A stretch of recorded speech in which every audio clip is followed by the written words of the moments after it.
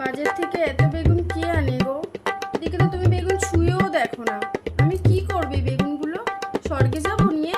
এই বেলা 12টার সময় দুচ্ছেদ খানেক শাক এনেছে। তোমাকে তো বলেছি রবিবার করে একটু তাড়াতাড়ি বাজারে যেতে। আমি এখন শাক বাছবো না রান্না করবো বলো তো? আগে আনলে তো নমিতাকে দিয়ে বাছিয়ে রাখতাম। না, ওনার বইয়ের আরাম তো চোখে পড়ে না, চোখে ঠাটায় না। এই তুমি শাকটা বাছো, আমি মাছটা গিয়ে ধুই। বেলা 12টা বাজতে চললো, আমি এখন শাক বাছবো না মাছ ধুতে যাবো? এই বাবু, আজকে মাছের ঝোল হবে আর শাক ভাজা হবে। একদম মাংস মাংস করে চললে কিনা? মাছও করবো মাংসও করবো। মাংস ফ্রিজে রেখে দিচ্ছি, কালকে করবো।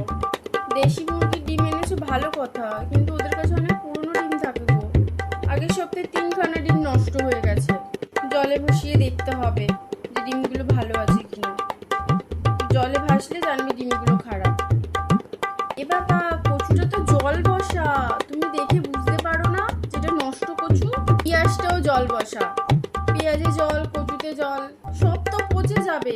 আজকে আমি কটা রান্না করব? এই দেখো মাছের পিত্তিটা গলে গেছে, মনে হয় মাছটা তেতো হবে। কি যে করো না, তুমি কি একটু বাজারে গিয়ে মাছটা দেখে আনতে পারো না? একটু দাঁড়িয়ে কাটাতে পারো না? এত তাড়া কিসের গো তোমার?